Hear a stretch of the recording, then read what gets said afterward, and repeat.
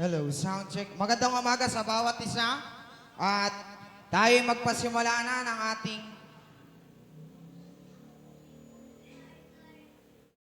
ating Sunday School ngayong umaga at iniling ko na dito tayo umupo sa kabila. Dito, Omel, dito kayo umupo sa kabila. Yan, doon. Dito, yan, dyan, umupo dyan.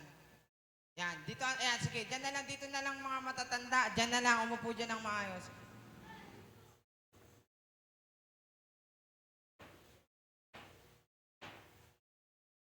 Yan, dyan na lang ang mga ano dito. Ah, si Sister Tess. Si Sister Tess.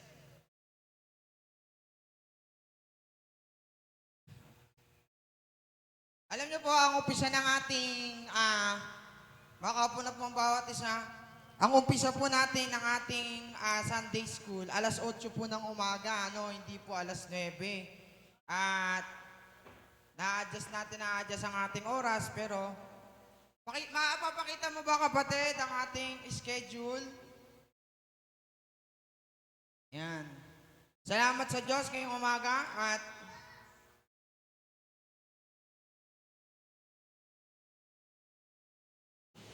ang ating buting Pastor Remy ay nasa Mindanao ngayon para sa kanyang meron siyang siyempre personal agenda bilang siya ay tao, ano po. Salamat sa Diyos at ating schedule tuwing Thursday ang ating Bible study, 7 p.m. po yan.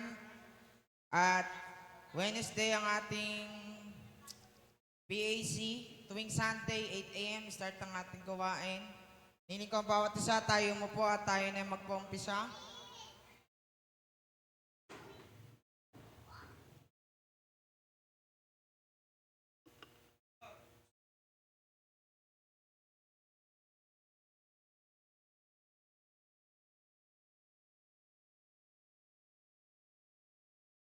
At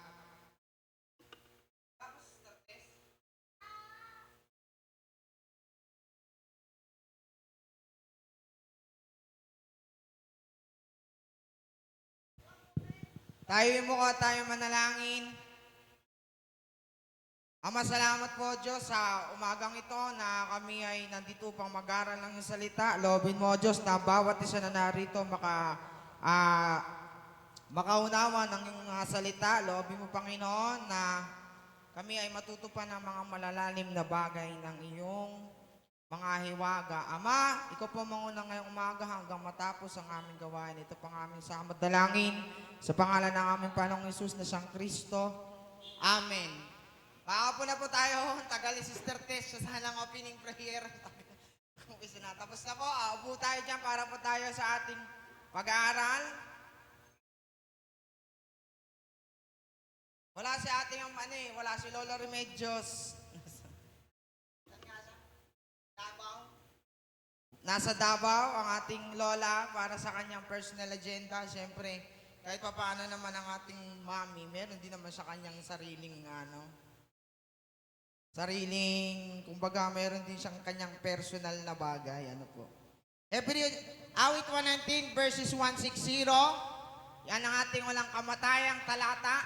Ang kabuuan ng iyong salita ay katotohanan at bawat isa ng iyong matutuwid na katulan. Hindi po yan natatapos. Ang buhay ni Sister Norma, yan po ay matatapos. Gayon din ang buhay ko. Ano po? At ang buhay ng bawat isa. Ngunit ang salita ng Diyos mananatili kailanman. Hindi ho yan matatapos. Alam niyo po, wala hong forever dito sa lupa. Wag ho kayong maniwala. No? Na sinasabi nila, forever. Kahit, doon sa kabilang buhay na sinasabi, hindi na ho magkaasawa.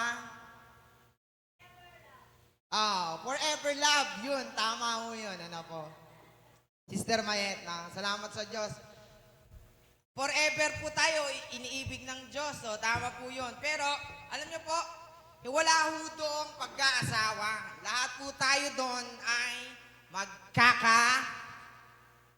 Magkakapatid. Kaya nga ang tawag natin eh, kapatid, Sister Mayet. Ikaw ba, gusto mo ba tawagan kitang Lola Mayet?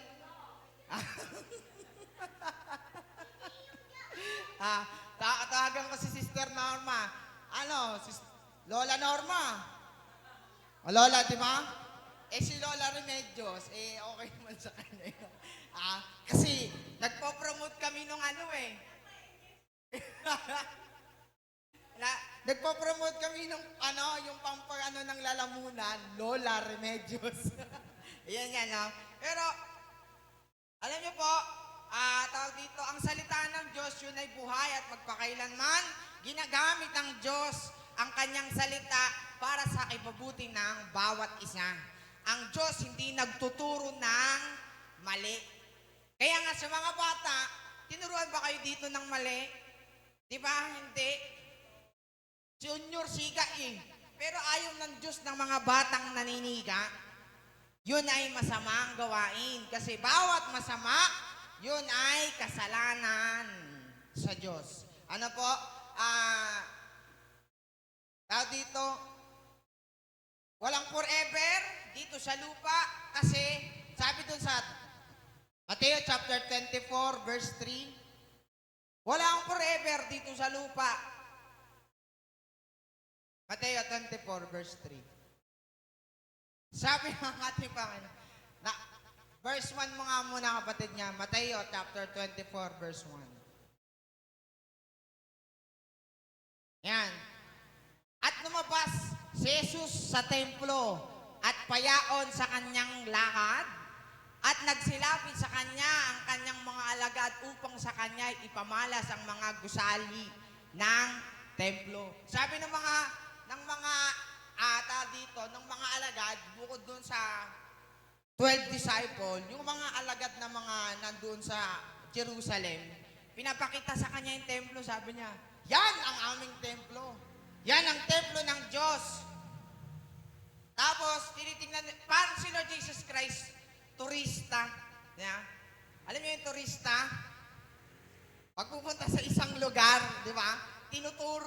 Ito yung namin, yung may mga historical. Ganun ang ginagawa nila kay Lord Jesus Christ na parang feeling nila, etong si Lord Jesus Christ, turista. Kaya sabi, ipinamalas ang mga gusali ng templo. Verse 2. Yan. Tatapwat, siya'y sumagot at sa kanila sinabi, hindi ba ninyo nakikita ang lahat ng mga bagay na ito? Katotohanan ang sinasabi ko sa inyo, dito walang maiiwang isang bato sa ibabaw ng ibang bato na hindi mababagsak. Yung pinapakita nilang templo, ang sabi ng Diyos, yun ay mawawasak. Kaya, sabi doon sa verse 3, patungkol kasi sa pagwasak eh. At samantalang siya nakaupo sa bundok ng Ulibo, nag-iba ng eksena. Una sa templo, ngayon naandoon na sa bundok ng Ulibo. Nagtanong sa kanya ng bukod yung 12 alagad. Sino pinakasikat sa lahat ng alagad ng Panginoon? Sino? Dito Sister Norma, sa tingin mo, sino ang pinakasikat sa lahat ng alagad ng Panginoon? Sino? Hindi, yung mga alagad, natural sikat yun eh. Yung mga alagad niya. Sino po? Pedro. Si Pedro. Ikaw, kapatid, sinong kilala mo? Ikaw. Nangopya. Si Sister Tess, sino kilala mong alagad? Pedro. Si Pedro, dito, sa mga bata. Sinong kilala niyong alagad ng Panginoon? Sino? Si Pedro lang din? Si Pedro pala pinakasikat. Ikaw, sino? Pablo. Si Pablo, tama rin. Ikaw, sino kilala mo, Dwight? Tama naman si Sister Mayet. Alagad din naman ako ng Diyos lang. Pero ang pinakasikat, si Pedro, kasi base sa mga tao. Pero ang isa sa pinakasikat din, alam niyo kung sino? Si Judas. No? Si Judas, mas kilala pa ng iba si Judas kaysa kay Pedro. Yan ang no? Yung 12 yung kasama si Judas, nagtatanong, sabi, kailan mangyayari ang mga bagay na ito? At ano ang magiging tanda ng iyong pagparito? Kaya sabi, mga bagay na ito kasi dalawa ang tinutukoy. Una, magiging tanda ng iyong pagparito. Pangalawa, katapusan ng sanglibutan. Kaya balik mo doon sa verse 2, yung pagwasak, sabi doon sa verse 2, katotohanan ang sinasabi ko, walang may iwang sa batong ito sa ibabaw ng ibang bato na hindi ibabagsak. Ano po, kasi lahat to ay wawasakin ng Diyos. Walang hindi wawasakin dito sa lupa. Lahat wawasakin ng Diyos. Kaya tinatanong sa verse 3, yun ang sabi sa Panginoon, kailan mangyayari yung mga bagay na ito? Yung kawakasan ng sanglibutan. Sumagot ang Panginoon, ang sabi niya ang unang-una, verse 4, yan. Sabi doon, mag-ingat kayo na kayo baka mailigaw ninuman. Kasi ang una sa mangyayari, mayroong magsisilitaw na mga bulaang, mga ngaral, mga sinungaling na tagapagturo, mga sinungaling, yan eh. Verse 5, sapagkat marami ang magsisiparito sa aking pangalan na magsasabi, ako ang Kristo at ililigaw ang marami. Ang aral nila, si Lord Jesus Christ pa rin ang Kristo. Pero ang ginagawa nila, ililigaw ang marami. Paano maliligaw?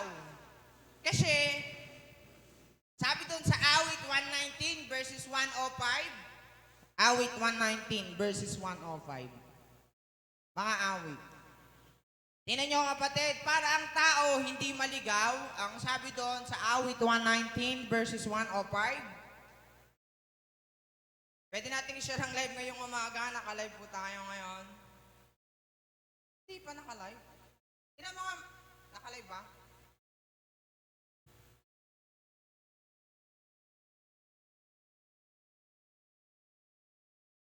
Ha? Naka-live? Yan. Hindi, meron.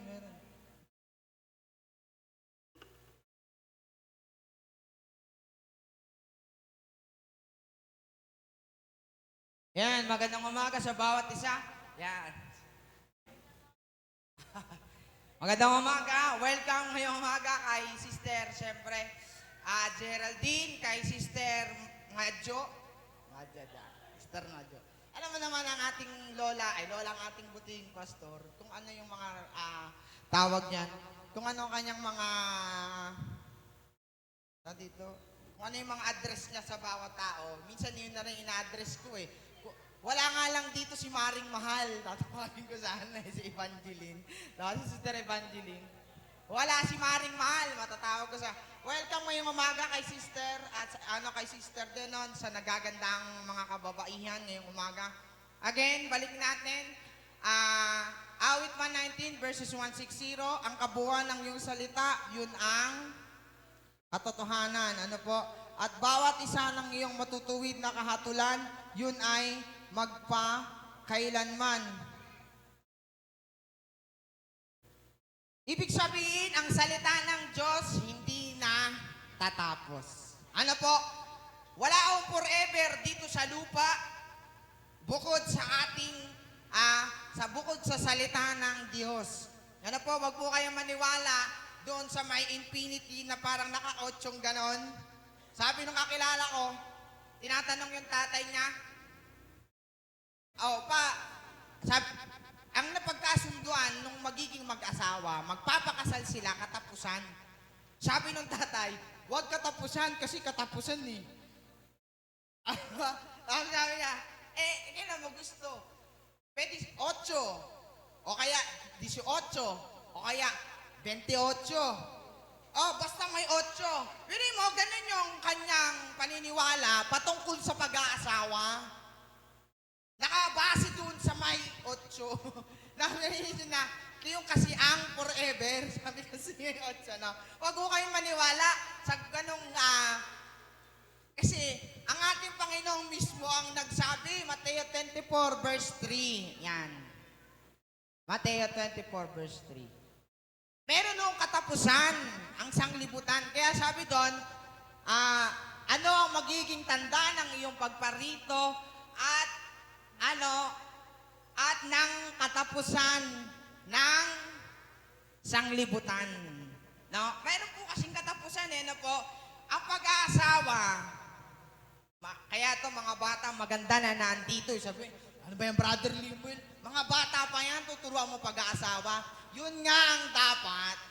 Kaya nga, bata pa lang tinuturuan na kung paano ang mag-asawa. Kasi, pag hindi mo tinuruan yung mga yan, magiging katulad niya yung iba, nakabase sa itsura. Pagka ang tao, nag-asawa, nakabase sa itsura, kaya tinan niyo yung mga artista. Sino pinakaminalas? Yung kakakasal lang, 3 buwan lang yata naghiwalay na. Yung yung may husband lover, sino nga ba yun? Kilala niyo ba yung kapatid, yung artista na yun? Tsaka si yung sa may husband lover, sila yun eh. Yung bida ng dati, si Dennis Trillo yung bading, tapos yung kasi kabadingan mo yung na yun eh. May husband lover. Yung lalaki, anong pangalan ng artista na yun? Hindi nyo halala. Basta siya yun eh. Sa katotohanan, kinasal silang dalawa. Naghiwalay sila. Alam mo kung anong dahilan? Sabi ng babae kasi pangit ang... Alin daw ang pangit? Pangit daw ang ugali. Nakita nyo, maganda at gwapo na yung kapatid. Bakit naghihiwalay pa? Yeah?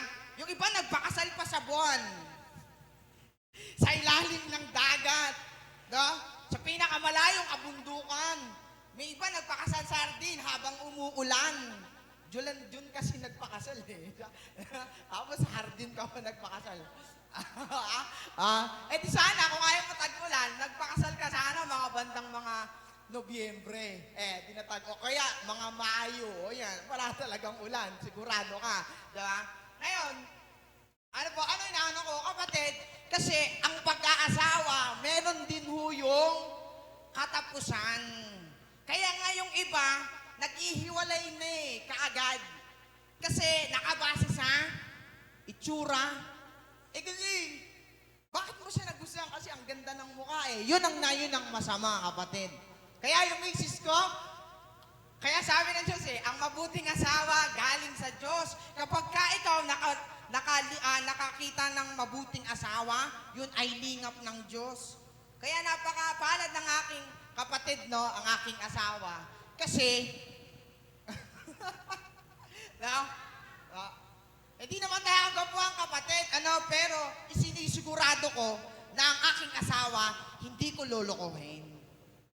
Na? Hindi ko lolokohin. Kasi, yun ay gusto ng Diyos. Pero dapat alam natin na palagi merong katapusan. Natatali ang asawa sa kanyang kapwa-asawa hanggat buhay pa. Kaya nga kapag namatay na ang kanyang asawa, maaari na ulit siyang mag-asawa. Pero hanggat hindi namamatay ang kanyang asawa, ang sabi ng ating Panginoon, huwag nang mag-asawa. Ano po? Hebrew chapter 13, verse 4. Kaya hanggat bata pa, tinuturo Tingnan niyo po mga kapatid, ang sabi ng Diyos, maging marangal nawa sa tao ang pag-aasawa. Sinabi dyan Hebrew chapter 13, verse 4. Kaya hanggat bata pa lang, alam na nila Dwight, dapat mo bang lokohin ang asawa mo kung sakali? Hindi Tinan mo, bata pa lang alam na. Yeah? Hindi niya iiwanan hanggang pagtanda. Ang sabi ng Diyos, maging marangal nawa sa lahat ang pag-aasawa. Huwag magkadungis ang higaan sapagkat ang mga mapakiapi, ang mga mapangalunya ay pawang hahatulan ng Diyos. Napakaano nito Kaya napakahalaga ng salita ng Diyos. Proverbs 22 verse 6. Yan, Proverbs 22 verse 6. Mga Kawikaan, chapter 22 verse 6. Kaya itinuturo yan hanggat bata pa Sabi doon, Kawikaan 22 verse 6, Proverbs. Yan. Turuan ang bata sa daan na dapat niyang lakaran. At pagka tumandaman siya, hindi yan. Hindi mo pwedeng turuan ang matanda. Kasi hindi mo yan masasaway. Ikaw ba masasaway ka ba ng nanay mo? Ikaw ba, Sister Mayet? Masasaway ka pa ba ng nanay mo? Oo. Kasi patay na eh.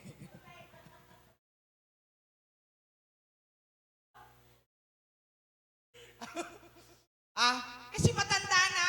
Kaya ang tinuturuan mga bata, paano kami ngayon matatanda? Matuturuan ba kami? Kaya ang sabi ng Diyos, maliban na ang mga matatanda, maging katulad ng mga bata.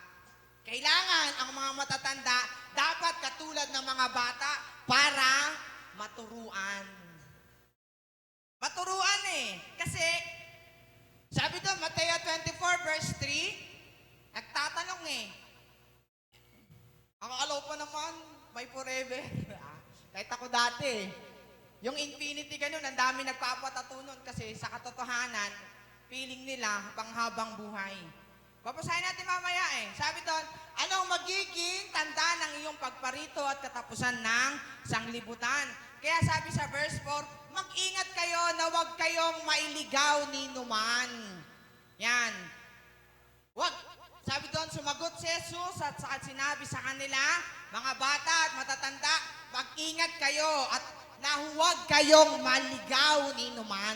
Bakit? Kasi sabi sa verse 5, yan, sapagkat maraming magsisiparito sa aking pangalan na magsasabi, ako ang Kristo at ililigaw ang, verse 5, kapatid. Yan. Sapagkat marami ang magsisiparito sa aking pangalan na magsasabi, ako ang Kristo. Ang aral pa rin nila kung sino si Lord Jesus Christ. Pero ang igagawin nila, ililigaw ang marami. Kasi hindi ituturo yung katotohanan. Kaya sabi sa awit 119 verses 160, yung kabuuan ng salita, yun ang katotohanan.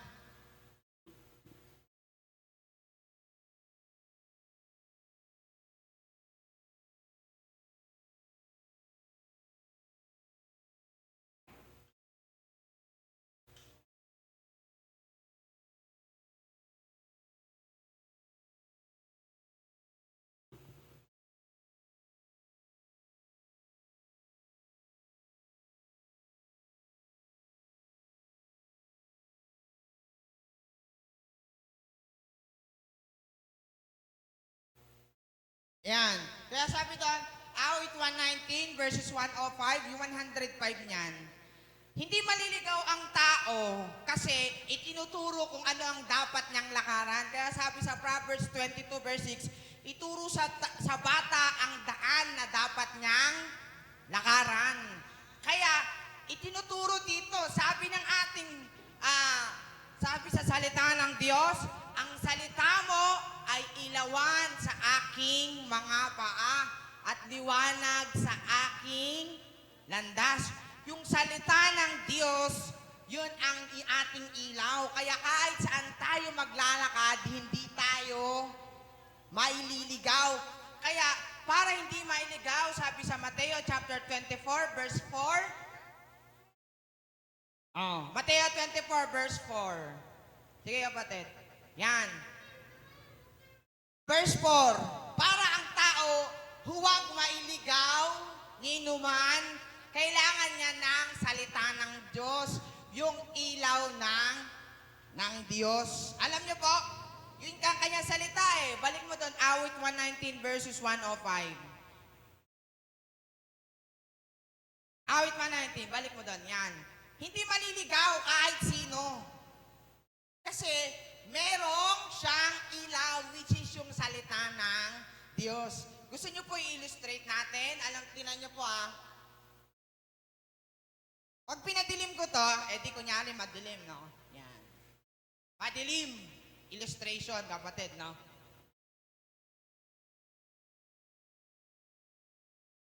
Yung salita ng Diyos, yun ang ilaw. Tingnan nyo, kahit pumunta ka dun sa CR, alam mo nandito yung ilaw. Kaya pwede kang pumunta dito anytime. Tama? Maliligaw ka? Hindi ka maliligaw. Kasi yun ang ilaw. Kahit nandun kang Lupano, Pag nakikita mo yung ilaw, hindi ka maliligaw. Kaya, pailapit natin.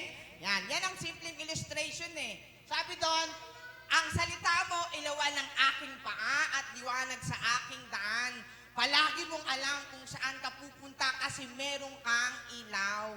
Meron kang salita ng Diyos. Kaya sabi, looking into Jesus Christ eh. Kaya, sabi doon, mag-ingat kayo na wag mailigaw ni naman Mateo chapter 24 verse 4.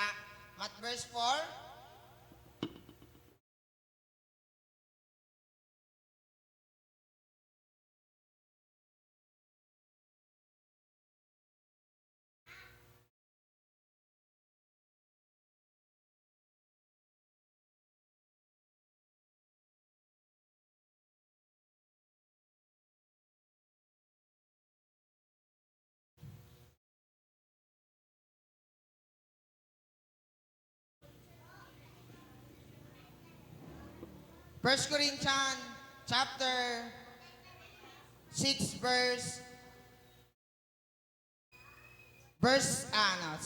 verse 27. First Corinthians chapter 7 verse 27.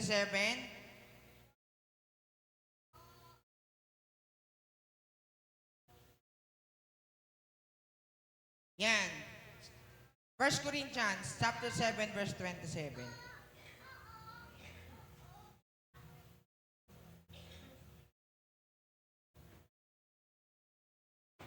Yan.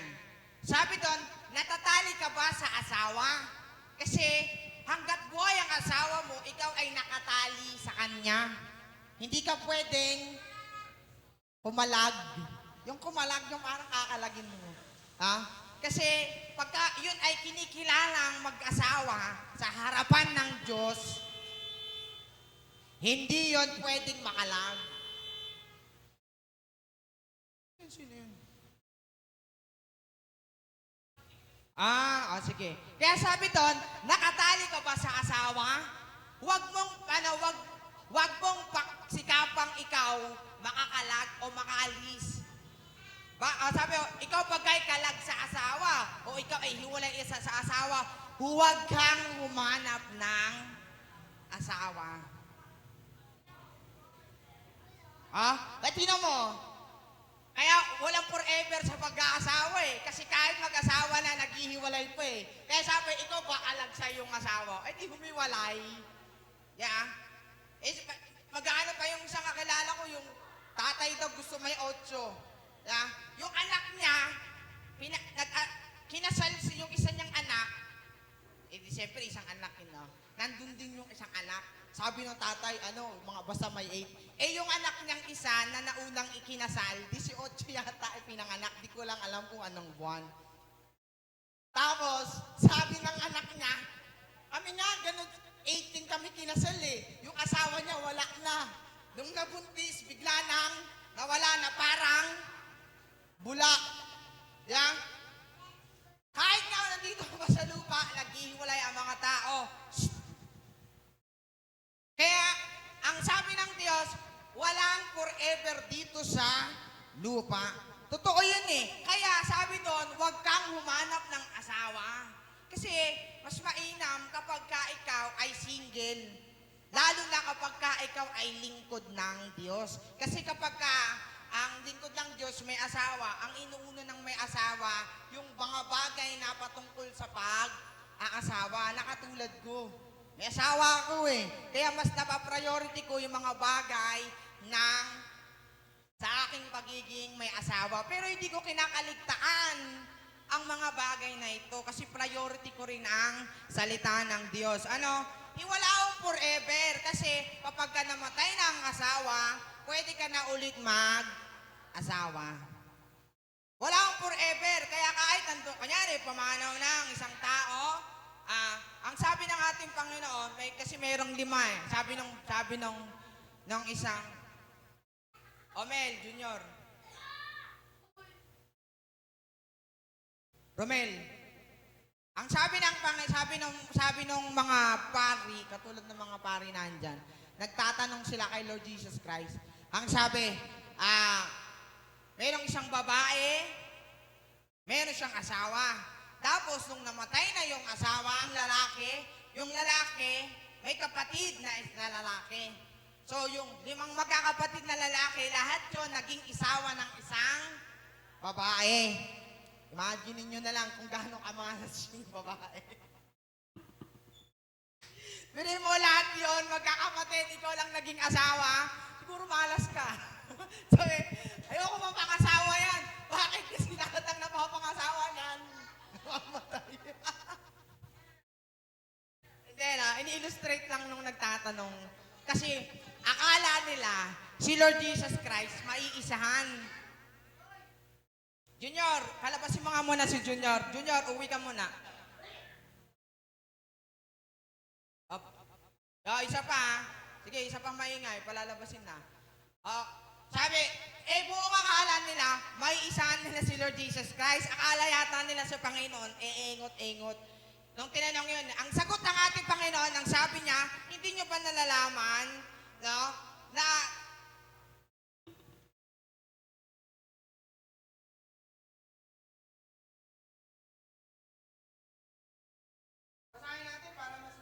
basahin natin para dito. Mas maganda, ano po?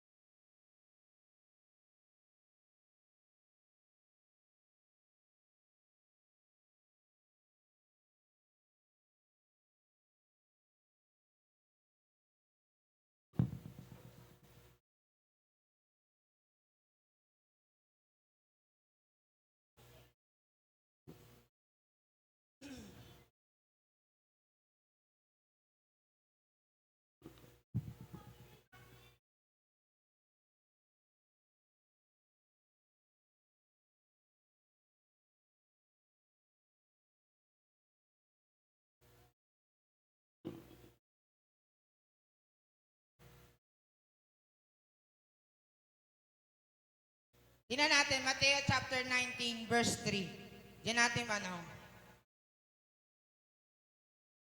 Ay, hindi.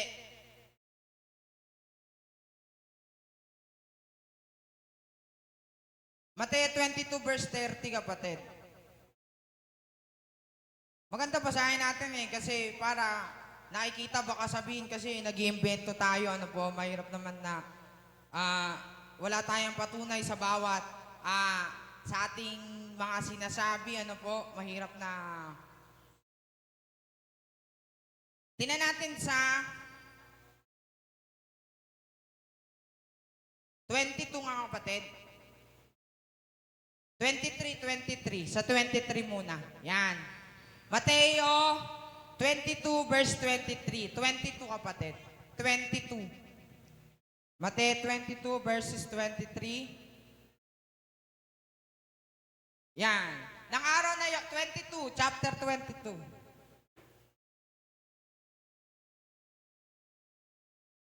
Mateo 22, chapter 22 kapatid. Yan. Nang araw na yan, nagsilapit sa kanyang mga Saduseyo na nagsasabing walang pagkabuhay na magmuli. At siya'y kanilang tinanong. Wala na kasing yung yung tawag doon, eternal life.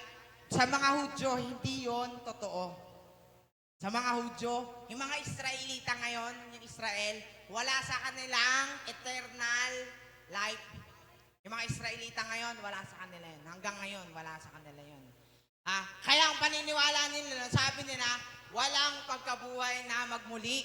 Tapos, dyan, akala nila maisa nila si Lord Jesus Christ, verse 24, yan na yun, nagtanong sila patungkol dun sa babae, nagkaroon ng 5 asawa. Sabi doon, Guro, sinabi ni Moises, kung mamatay na walang mga anak ang isang lalaki, mag-asawa ang kanyang kapatid na lalaki sa asawa niya. O, di ba? At magkaanak sa kanyang kapatid na lalaki. Next verse, 25. Basahin lang natin ng mabilis. nagkaroon nga sa amin ng pito pala, magkakapatid na lalaki. At nag-asawa ang panganay at namatay. O, tinan mo, namatay yung panganay. Tapos, sapagkat hindi siya nagkaanak, ay iniwan niya ang kanyang asawa sa kanyang kapatid na lalaki. Yung pangalawa. O, the next verse. Sige, 26. Gayon din naman ang nangyari sa pangalawa. Namatay. Yung pangatlo, namatay hanggang... Ang malas ko. Tapos sasabihin ayoko siyang asawa kasi lahat namamatay. Ipunso siguro. Ako na yung pangpito, ha? Kailangan kasi, asawahin mo yon. Ano sunod na nangyari? 27? Yan. At sa kaulilihan, nilang lahat ay namatay ang babae. Siguro, siyempre, may sakit siguro kaya namatay. Eh di yung 7 lalaki at saka yung isang babae na matay, sabi doon sa 28, yan. Sa pagkabuhay ng magmuli, yan. Kasi di ba ang sabi nila walang pagkabuhay na muli. Ngayon, tinatanong nila, nag-a-assume sila. Eh sabi natin, sige, sabihin natin, meron talagang pagkabuhay yung pagbuli. Kaya ganun ang sinabi nila eh. Sa pagkabuhay ng muli, sino kaya doon sa 7 ang magiging asawa? Sapagkat siyang naging asawa nilang lahat. Yeah.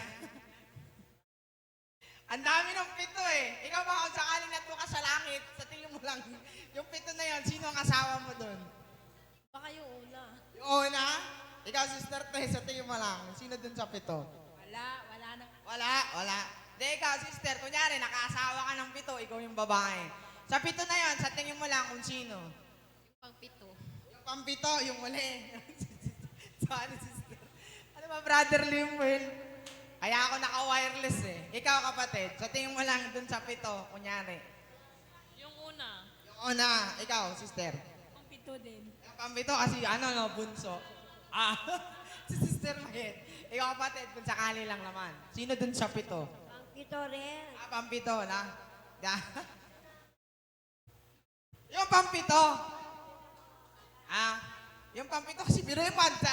Paano pag nagreklamo yung 6? Ako unang asawa mo Paano yun? Mag-aaway pa rin pagdating sa kabilang buhay. Ano sabi ng Diyos sa 29? Yan. Ngunit sumagot si Jesus at sinabi sa kanila, nagkakamali kayo sa hindi pagkaalam ng mga kasulatan ni nakapangyarihan man ng Diyos. Verse 30. Yan. Sapagkat sa pagkabuhay na magmuli, hindi na mag-aasawa. Siyang bagay, tinanong ko lang naman kayo, assumptions lang naman dun sakali, hindi na mag-aasawa, ni mga pag-aasawahin pa, kundi gaya ng mga anghel sa langit. Para na tayong katulad ng mga anghel. Hindi na mag-aasawa. O kaya yung road to forever nyo, pasabihin, maligaw pa rin sa kabilang buhay. Ngayon, alam mo na yung salita ng Diyos. Sabi mo, kapatid, hindi na, hanggang dito lang yun sa lupa. Yun ang katotohanan. Huwag niyong ibigay yung false hope sa kanila. Sumamama ng loob nila, walang kaso kasi sinabi mo yung katotohanan. Kaya yung minsan ayaw nila rito sa GGM kasi mas gusto nila ng mga romantic. Kaya ang Diyos hindi romantiko. Ang ginagawa ng mga nangliligaw sa mga tao, kaya sabi mag-ingat kayo na baka kayo mailigaw ninuman, yung salita ng Diyos, niro-romanticize nila. Pinipilit nila na yung kagustuhan ng tao, yun ang kagustuhan ng Diyos, kahit hindi naman. Kaya nga, sabi doon sa awit 119, yung kabuuhan yun ang katotohanan. Sumamama ng loob mo o hindi, wala akong pake. Ganun yung kasimple. Kasi yun ang katotohanan Kasi ako bilang isang mga ngaral ng Diyos, hindi ko pinipersonal. Kasi kung pepersonalin ko, magdaramdam nga naman kayo. Kung ang iisipin ko, yung mararamdaman ninyo, sa pag hindi sasabi ng totoo, di pinipersonal ko na. Kasi yung sarili kong nararamdaman yung aking iniisip. Kaya, ang sabi ng Diyos, Kristiyano lang, walang personalan. Kasi ang dapat mong sabihin yung salita ng Diyos kasi yun ang katotohanan. Hindi na mag-aasawa. Saan nagsabi? Sabi ni Lord Jesus Christ sa 29, kung iisipin ni Lord Jesus Christ, yung mga iisipin o mararamdaman ng kanyang mga kausap, mag-aaway kasi. Sa 29, kapatid. Sumagot si Jesus, sabi sa kanila, nagkakamali kayo. Siya mismo, tinutuwid niya. Hindi niya iniisip kung anong mararamdaman ng iba sa pagkakaalam ng katotohanan. Dahil ang mahalaga kay Lord Jesus Christ, maituro sa atin kung ano ang katotohanan. Wala akong forever sa lupa. No? Meron akong forever sa langit. Forever tayong iniibig ng Diyos. Ang pag-aasawa, dito lang ho yun sa lupa. Kaya yung sinasabi nila, kung sinong tinalian mo dito sa lupa, Pedro, yun ang tinatalian sa langit. Mali ang pagkakaintindi dun eh. Kasi iniisip nila pagkapagtali patungkol sa pag-aasawa. Anong ibig sabihin? Kung tinali ka rito mag-asawa, pagdating doon sa langit, kayo pa rin mag-asawa? Ang sabi dito, hindi na mag-aasawa. O paano ngayon yun? Di ba kapatid? Paano ngayon yun? Yung aral nilang ganun. Kaya yung pag kinakasal, nilalagyan ng tali pa 8. Yeah? Kasi sabi ni Lord Jesus Christ kay Pedro, kung anong talian mo rito sa lupa, yun ang tatalian sa langit. Dinadawit nila yun sa pag-aasawa. Kaya papansinin nyo, pag kinakasal, nilalagyan ng tali. Anong ibig sabihin? Kung kayo mag-asawa dito, dahil tinalian kayo ni Pedro, pagdating dun sa langit, kayo pa rin ang nakatali. Bakit ganun ang sinasabi nila? Ibig sabihin, yung pagtatali, hindi yung patungkol sa pag-aasawa. Kasi kung tinalian ka rito, sabi dun kung tinalian dito sa lupa, tatalian sa langit. Paano yun? 7 yung naging asawa mo, 7 tali yun. Di 7 kayo, nakatali kayo. Di ka ngayon magkanda o gaga. Kaya yung kabuuan ng salita, yun ang katotohanan. Dahil nasanay ang mga tao sa romantikong pangangaral, nakalimutan na kung gaano kahalaga ang salita ng Diyos. Kaya ayaw minsan dito ng mga tao kasi mas gusto nila ang Diyos romantic. Kahit hindi naman. Kaya nga ang aking kapatid, ang aking asawa, hindi ako si romantic na tao alam niyo yun Hindi ako romantikong tao kasi nakabase ako sa salita ng Diyos. Pag sinanay ang mga tao sa pagiging romantic, parang ganun ting, hindi yun sa Diyos. Hindi yun sa Diyos. Yung pagiging romantiko, yun ay salitang Griego na ang nagpasimula nun, mga unbeliever. Kasi ang Diyos, siya ang Diyos ng katotohanan. Kaya pagka forever, kinikilig ang mga tao. Ikaw na ba si Mr. Right? Ikaw na ba si Miss? Kung ano mga forever Kaya ang sabi lang ng Diyos, Hebrew 13 verse 4, maging marangal ang pag-aasawa, huwag ka na mag-ano ng mga infinity. Ang ituro mo sa anak mo, maging tapat sa kanyang asawa. Kasi kawawa yung mga magiging anak. Hindi yung mga 8.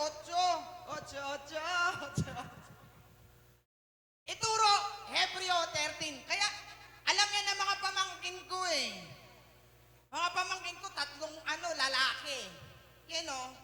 Paano na lang kapag kain hindi naturuan, lalaki ng mga siraulo, kawawa yung mga magiging apo ko.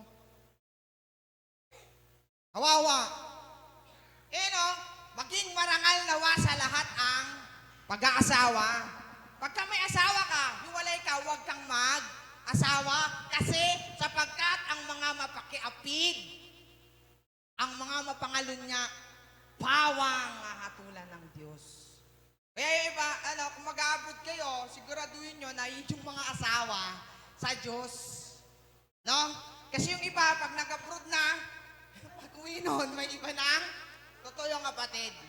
Kaya napakahalaga yung mga asawa nyo, dalhin nyo rito sa GGM O kaya saan man na nagtuturo ng katotohanan.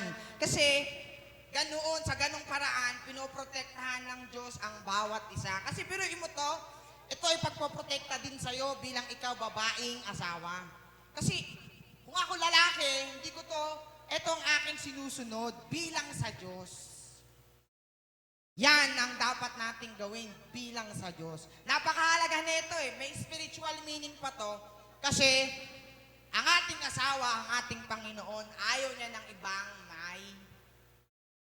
ayaw niya ng maiba kang asawa. Anong ibig sabihin? Meron kang ibang Kristo maliban sa Kanya. Yung iba kasi, may Kristo na, may Kristo pa sa sabungan. Ha? May Kristo pa kung saan-saan. Ayaw ng Diyos nun. Kaya yung kabuuan ng katotohanan, yung salita, yun ang katotohanan. Balik mo Mateo 24 verse 4. Kaya sabi doon, mag-ingat kayo na huwag kayong mailigaw ni numan. Yan. Mag-ingat kayo na huwag kayong mailigaw ni numan. Verse 5, sapagkat marami magsisipa rito sa aking pangalan na magsasabi, yung taong mga ganon, ang kanilang Kristo, si Lord Jesus Christ pa rin. Kaya yung ako, malaki. Ako ang Kristo. Tinutukoy ni Lord Jesus Christ yung sarili niya habang nagsasalita dyan. Sabi niya, sapagkat marami ang magsisipa rito sa aking pangalan na magsasabi, ako ang Kristo at ililigaw ang marami. Marami yan eh, naliligaw na katulad ng forever, road to forever, kung ano-ano pa. Bakit? 1 Timothy chapter 1 verse 6. Unang Timoteo chapter 1 verse 6. Unang Timoteo, chapter 1, verse 6. Bakit? Bakit maliligaw? Alam niyo kung bakit? Kasi inililigaw ng mga tao. Katulad ng, ayo, magnanakaw kayo. Ay, di ba isang pangliligaw? Diba? Sa yan eh. 1 Timothy chapter 1, verse 6. Yung pang isang uri ng pagliligaw. Sabihin niya sa mga membro niya, pero yung mga membro niya yun, sasabihin niya, ayo, mga magnanakaw kayo. Gaganon ka ngayon. Ikaw ba, hindi ka pa mapapaganon kapatid? Di ba? Ikaw ba naman sabihin magnanakaw nung pastor na nasa harapan? Di ba? Sabi, ikaw mayet, magnanakaw ka. Bakit? Sabi doon, iniligaw. Dahil hindi naiintindihan ang salita ng Diyos. Sabi doon, napagkasinsay ng iba sa mga bagay na ito, nagsibaling sa walang kwentang pananalita. Dahil hindi nila naiintindihan ang kabuuan ng salita ng Diyos, babaling sila sa mga walang kwentang pananalita. Kaya sa sobrang gusto nila mapahaba ang kanilang pangangaral, ang maririnig nyo na lang magpapatotoo sa harapan. Sabihin nun eh, ako, pinagpala ako ng Diyos. Ano nasasabihan? Dami. Nagkaroon ako ng 8 kotse at malaking bahay. Sobrang haba ng wala na yung salita ng Diyos. Naibaling na sa mga walang kabuluhang pananalita. Kaya, sabi doon, verse 7, alam niyo kung sino ho yan? Nasa verse 7 eh. Nagsisipagnasang maging mga guro ng kautusan. Kami-kami yan. Yung mga nandito sa harapan, sila Pastor Remy, ako, tapos sa mga ibang mga pastor, sila yan, kami-kami yan. Na mga nagsisipagnasang maging mga guro ng kautusan, bagaman di nila natatalastas at ang kahit kanilang sinasabi, kahit ang kanilang buong tiwalang pinatutunayan. Anong sinasabi nila? Mga magnanakaw kayo. Oo. Sabihin mo ngayon, kahit ako mapapailing eh. Dati wala ako sa Diyos eh. Magnanakaw ako eh. No? Tapos ikaw pa nga nag-aya sa akin dito. Sabi mo, wag na ako magnakaw. Kaya nga ako nandito kasi hindi na ako magnanakaw. Ngayon, nandito na ako sa loob, nakaupo. Sasabihan mo pa rin ako magnanakaw. Saan ba talaga ako lulugar? Saan? Ikaw? Kung sa labas, magnanakaw. Dito sa loob, magnanakaw. Saan mo na lang mas gusto? Wala na. Ikaw, Sister Mayet. Saan mo mas gusto? Ha? Eh sabi, pag nasa labas, magnanakaw. Ngayon, nandito ka na sa loob ng simbahan, sinasabihan ka pa rin magnanakaw. Saan ka na lang? Sa loob. Ikaw pa rin. No? Ikaw, sister, sa tingin mo lang. Loob. Sa loob, no? Ikaw, sister, kaya maganda naka-wireless mic. Ikaw, kapatid. Oo, sa loob pa rin. Sa loob pa rin. Ikaw, last na sister, ikaw. Pa rin. Sa loob pa rin, no? Pwede naman sa loob, kapatid. Walang kaso eh. Kung magnanakaw ka sa loob, pati sa harapan, kung magnanakaw ka pa rin sa loob, at saka sa labas, bakit ka pa papasok? Parehas lang naman. Eh di lumabas ka na lang. Ganon din naman eh, anong saysay? Kung nasa loob ka, kung magnanakaw ka pa rin. Bakit sinasabi nilang magnanakaw? Kasi hindi nila natatalastas kahit ang kanilang sinasabi. Sinasabi nilang magnanakaw ka kahit hindi naman. Nailigaw? Nailigaw eh. Bakit ngayon magnanakaw? Malakay chapter 3 verse 10. Malakay chapter 3 verse 10. Verse 9. Malakay chapter 3 verse 9. Malakyas. Paano nagiging magnanakaw? Nailigaw na eh. Kasi ang sabi sa Malakyas chapter 3 verse 9, nandyan nakasulat, kayo nangasumpa ng sumpa sapagkat inyo akong ninanakawan. Eh, nasasabi nila. O yan! Sabi ng Diyos, magnanakaw kayo. Hindi ka ba mapapailing? Hindi ka ba mapapailing? Ha? Kasi, ayan, sabi ng Diyos, mga magnanakaw kayo. Ninanakawan ako, Nino, sapagkat sa makatuwid nitong buong bansa. O, bansa ba kayo? O, baka sinasabihan kayo magnanakaw. Bansa ba tayo? Dito, bansa ba tayo? O bakit sinasabihan ng mga tao na nandito sa harapan, yung mga nakaupo dyan magnanakaw, kundi naman pala bansa? Kaya ang sabi ng Diyos, yung kabuuan ng salita, yun ang katotohanan. Babasahin mo lang naman eh, maiintindihan mo. Hindi yan patungkol sa atin. Patungkol yan sa bansa. No? Hindi yung patungkol sa atin. Kaya, inililigaw ng mga tao. Kasi, pag ang tao, sa verse 10, yun yung tinatawag na tithes. Yung 10%. Yung 10%, alam mo yan, sister? Ano pangalan ni kapatid? Ano, Sister Cora? Alam niyo po yung tithes, 10% na tithes. Alam mo yung kapatid? Opo. 10% tithes, alam mo po yan? Hindi ka rin masyadong pamilyar.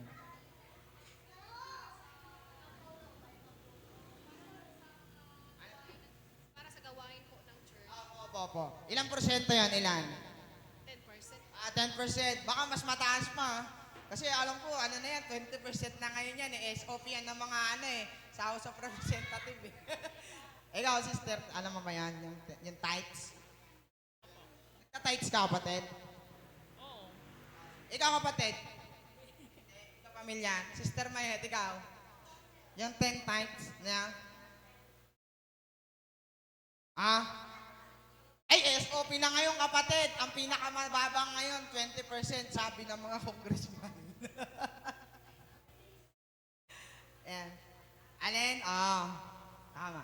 Kasi, iniligaw na ng mga tao na dapat tayong mga Kristiyano magbibigay ng 10%. Imagine mo na lang kung meron kang 10,000, ilan ang 10% nun? 1,000, ibibigay mo yon dito sa GGM. Kung dito ka man. Ngayon, kumikita ka 100,000. Magkano na yon? 10,000 na yon, ibibigay mo dito sa GGM. Di ba? Ngayon, kung may 1,000,000 ka na, magkano 10% nun? Ilan?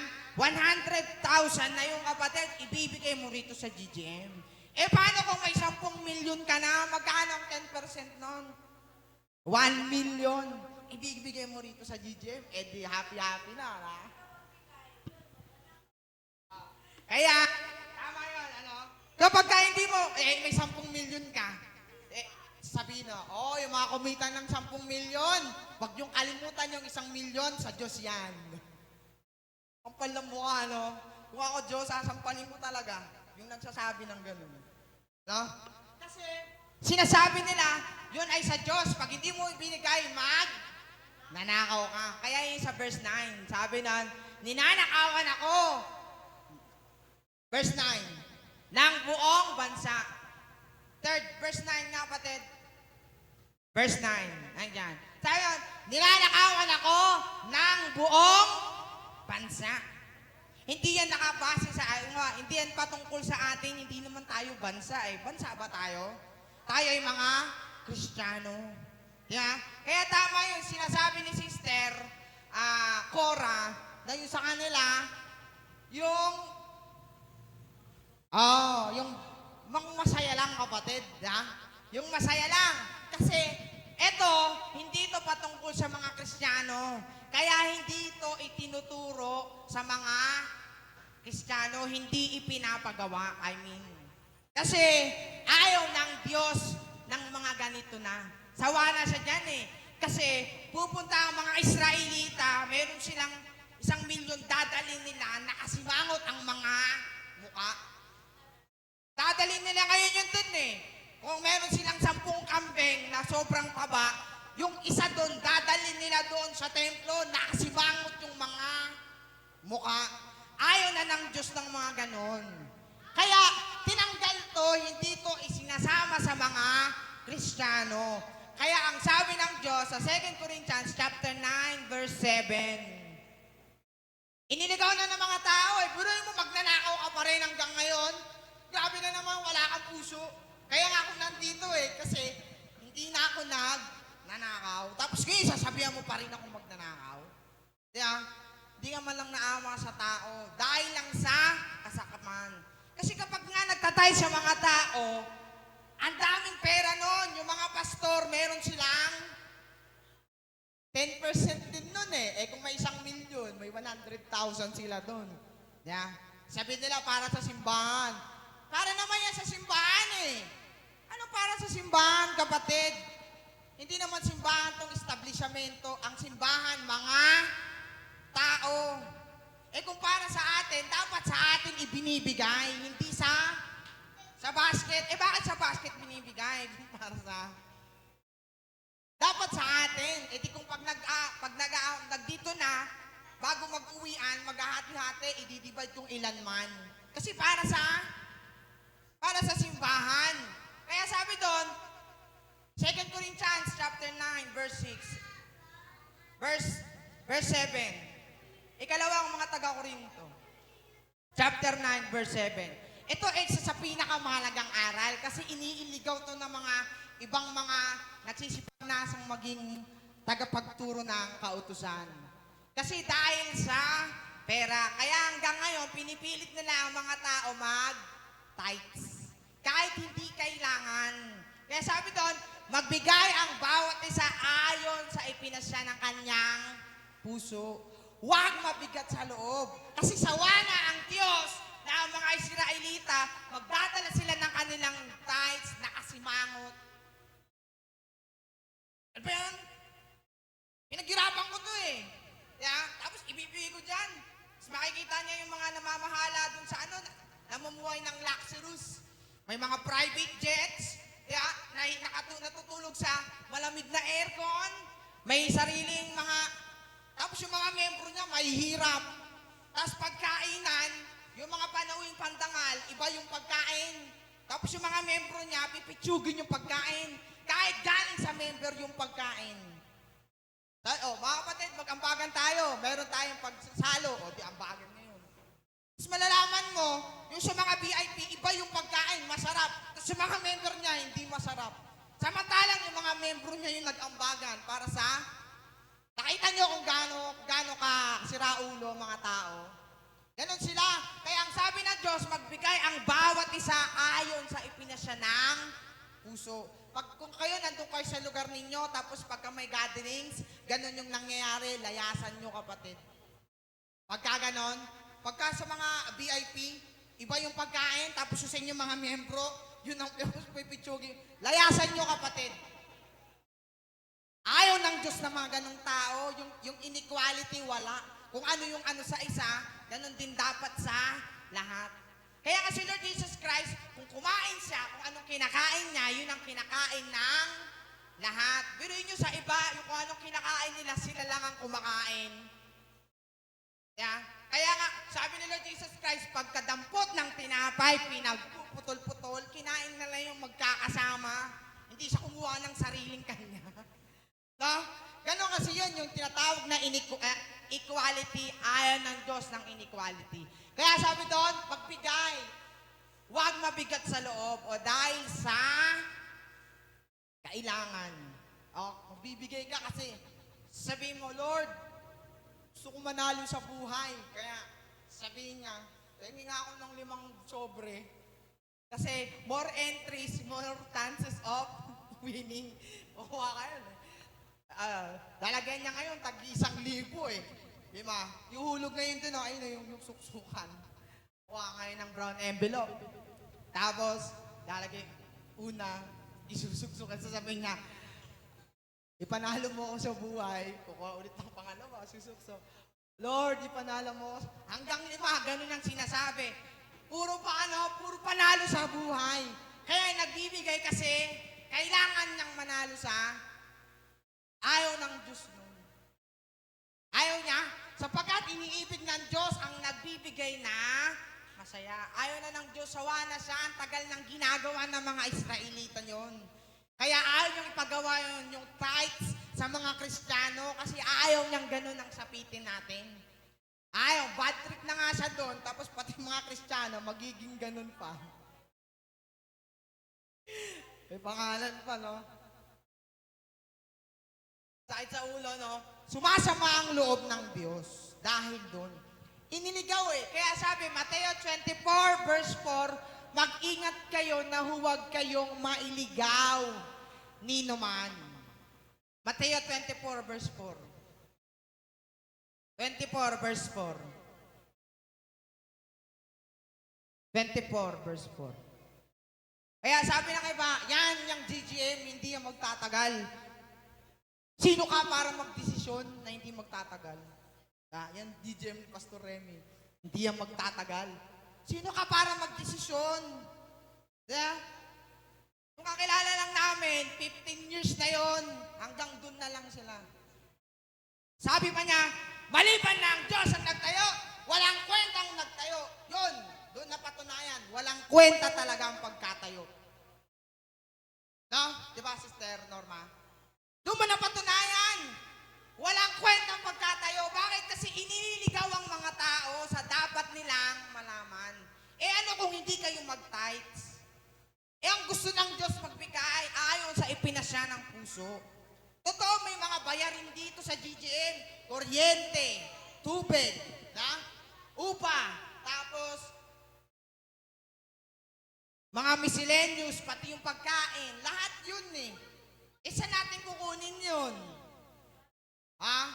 Kailangan, kahit pa paano, magbibigay ka ayon sa ipinasya ng iyong puso. Kaya nagbibigay dito. Kaya panatag ang mga tao magbigay dito Bakit? Kasi alam nyo, hindi namin ibubulsa. Kung gusto namin yumaman, dapat ito pinarentahan na lang ng mas malaki. Kasi ito, tag dito, commercial, pinakamababa dito, 20, 30, magmaayos na maayos. Kesa i-GGM. Pero kasi hindi kami nakabase doon sa pera. Anin yung pera, kapatid? Kung wala yung kaluluwa. Mahalaga sa GGM, sa Diyos ang kaluluwa, hindi ang pera. Kung masaya sa puso ni Sister Mayet, magbigay siya ng 1,000. Bakit hindi, kapatid? Diba? Tapos, si Sister Geraldine, sa kanya, kulay orange, pero ganito kakapal. Bakit hindi? Magbigay ayon sa ipinasya ng puso, hindi dahil sa kailangan.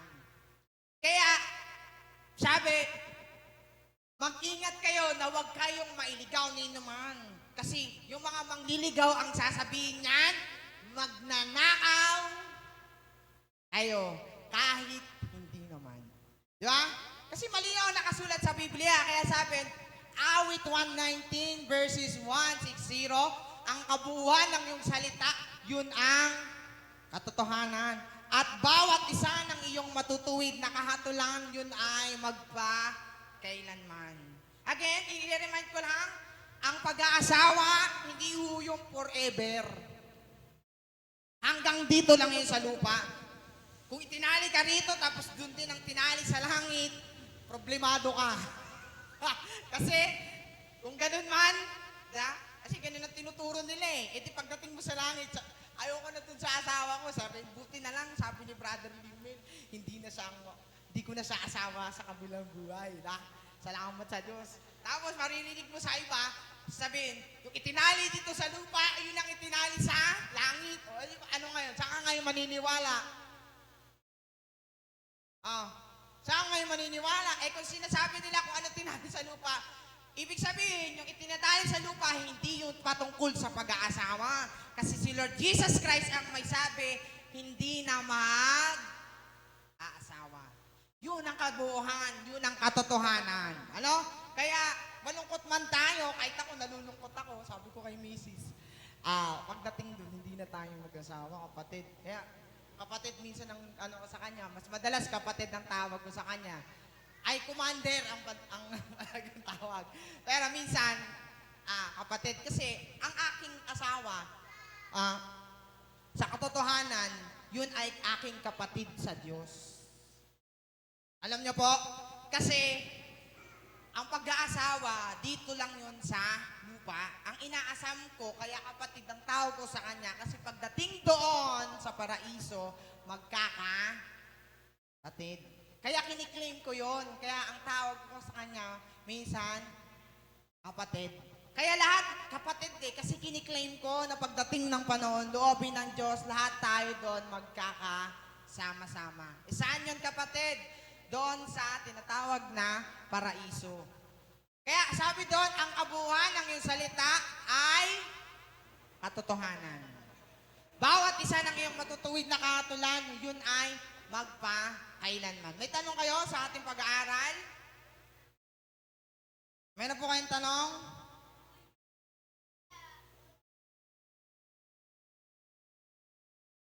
Ako kaya magtanong? Ako kaya magtanong, no?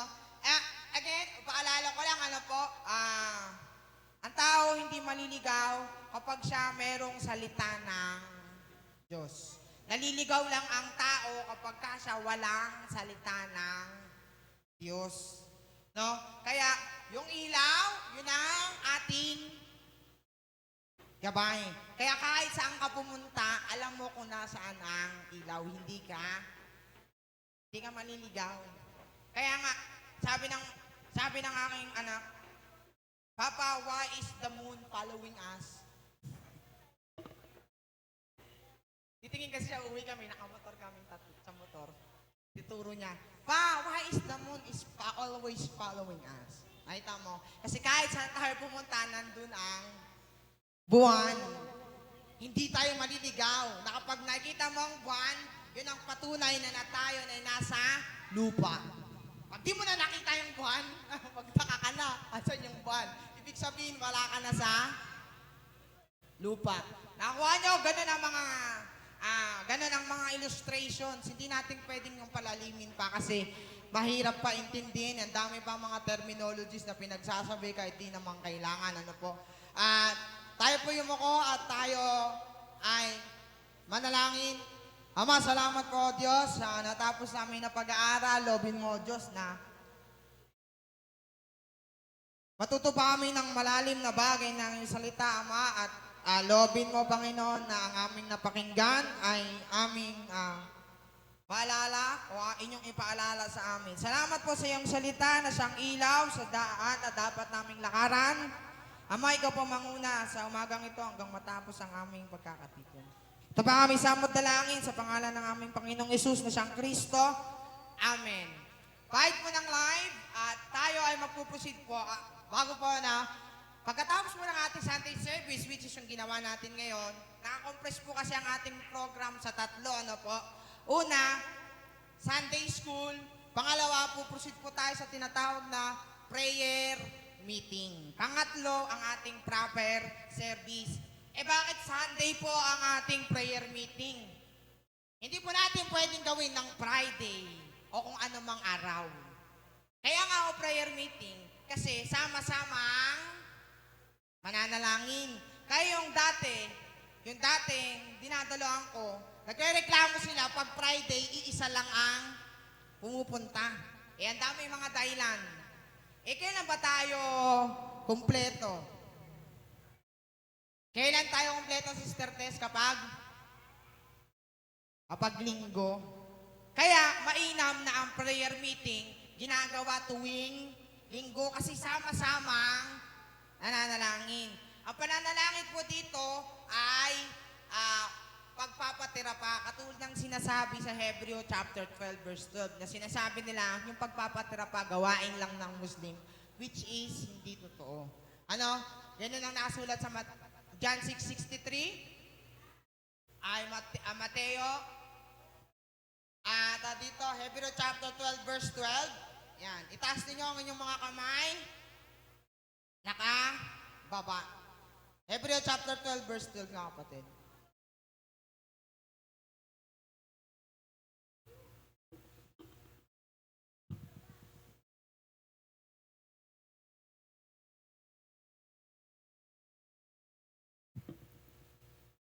Andiyan na.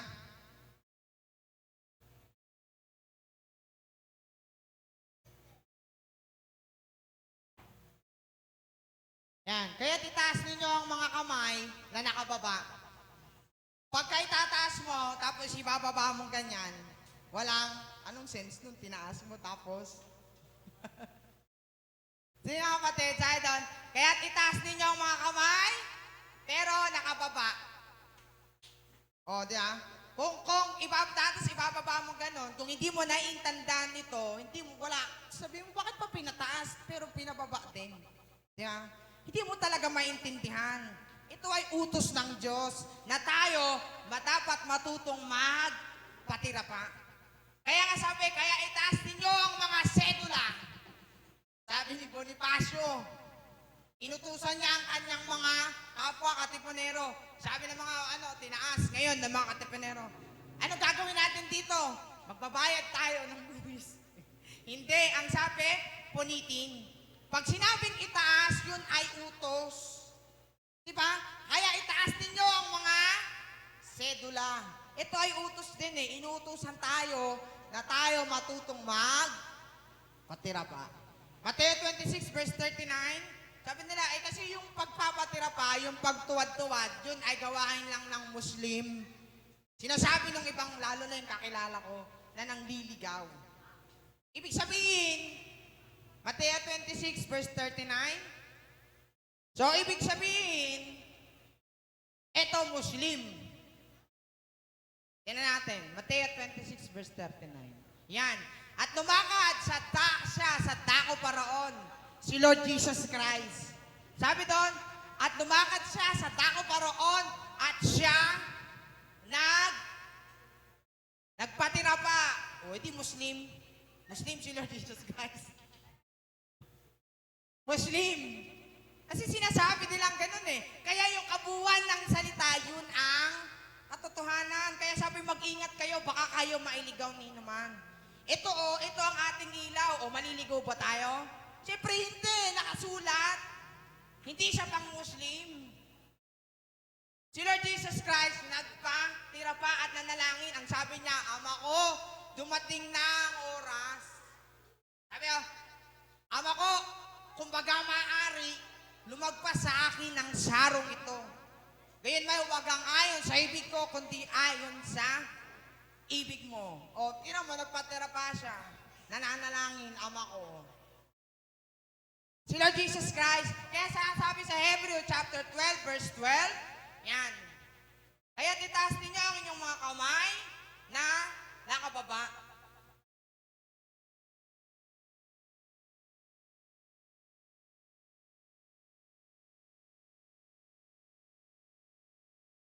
Yan. Kaya titaas ninyo ang mga kamay na nakababa. Yan ay po ay pagpapatira pa.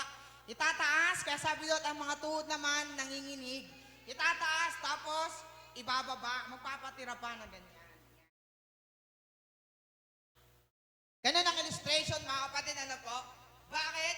Kasi utos ho yun na tayo matutong magpatira pa. Yan ang gustong-gusto ni Satanas eh. Kaya, tao dito, yung iba, halos ano na kay Satanas eh. Ang gusto ni Satanas, tayo, sa kanya magpatira pa. Hindi sa Diyos. Mateo 4 verse 8.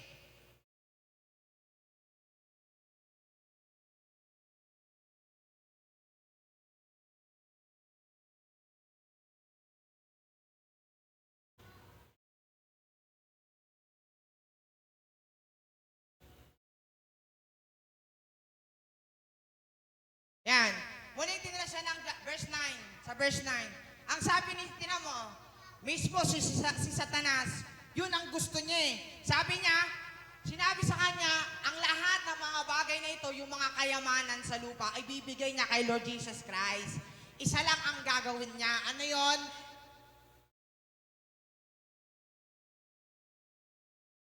Yun. Kasi ang pagpapatira pa, yun ay pagsamba.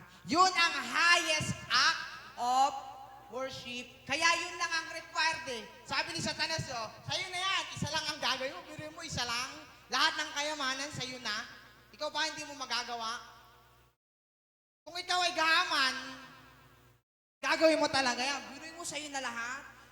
Diba? Sasambahin mo lang si Satanas. Yun lang ang requirement niya. Kaya, dito kapag prayer meeting, sinasanay natin magpatira pa. Kasi pagdating mo doon sa paraiso, pag oras na pagpapatira pa, tapos hindi mo alam, baka magtaka sabi mo, wala, ba't pa? Lahat kami nagpapatira pa, tapos ikaw hindi mo alam. Buti ko nandun ka. Diba? Buti ko nandun ka sa paraiso. Paano kung hindi? Huli na, magpatira pa ka dun sa tinatawag ng Hades. Saka Lord, patawarin mo na ako, huli na ang lahat, kapatid. Kasi hanggat nandito ka sa lupa, pinapapractice na. Huli na, para pag nandun ka na sa Hades, saka ka magpapatira pa. Ano pang saysay? Kaya sabi doon sa may Judas chapter 1, verse 12. Judas, last na po, chapter 1, verse 23. Alam niyo po,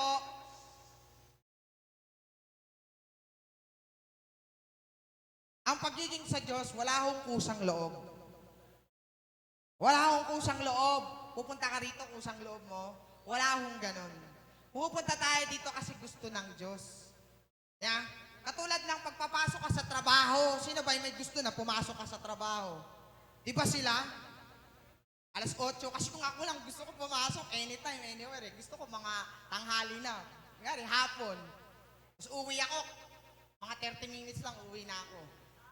Yeah. Yun ang gusto ko. Pwede ko bang gawin yon? Hindi. Kasi ang gusto nila, alas 8 hanggang alas 5. Kaya kahit pagpasok mo sa trabaho, ang may gusto nun, sino? Sino may gusto, kapatid, na pumasok ka ng umaga at hanggang hapon? Eh, di ba si Sister Tess? Yeah? Hindi mo yung kagustuhan. Ganon din dito, pag pumupunta ka rito, hindi mo yung sariling kagustuhan. Yun ay gusto ng Diyos. Kaya sabi doon, at ang iba inyong iligtas sa naagawin ninyo sa apoy.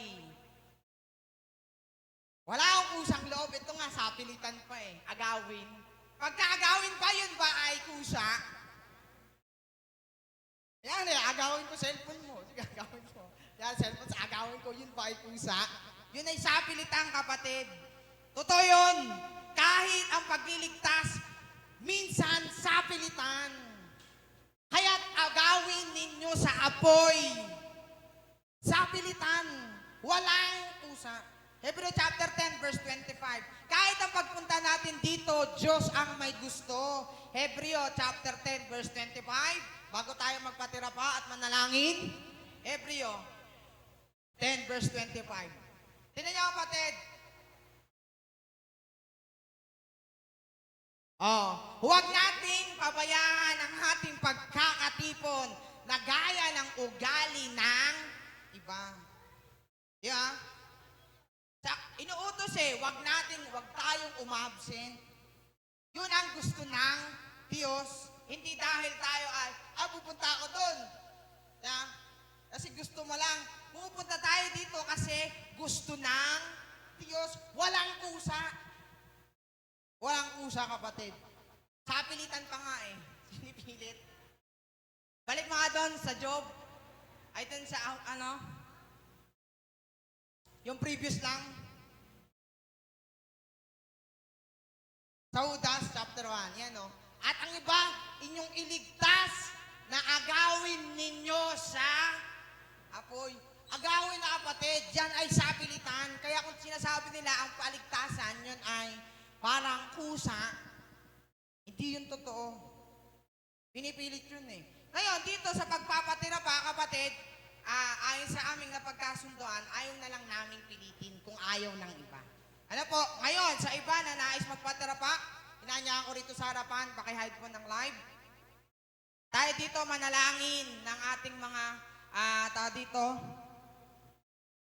dalangin sa Diyos, dito tayo sa harapan. Yan.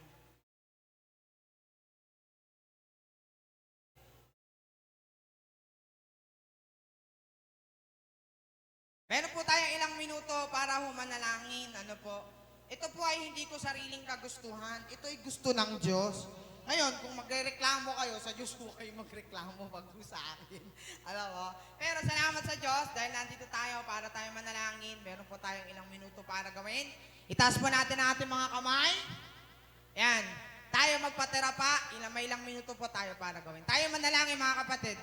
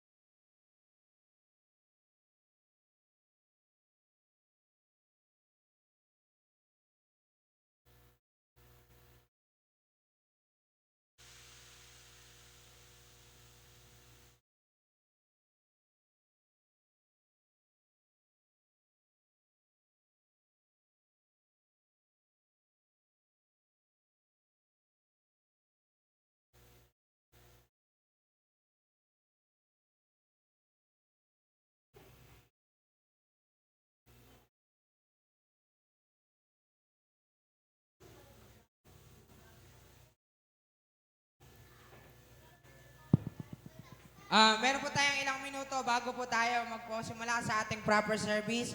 Sa mga gustong uminom ng tubig at tag dito, mag-share ng live. Meron pong internet dito, may wifi sa GGM. Kung gusto niyo pa magpa-connect, sabihin niyo lang po sa akin, i-connect po kayo. At kung sino po gusto mag-share ng live, sa gustong uminom ng tubig,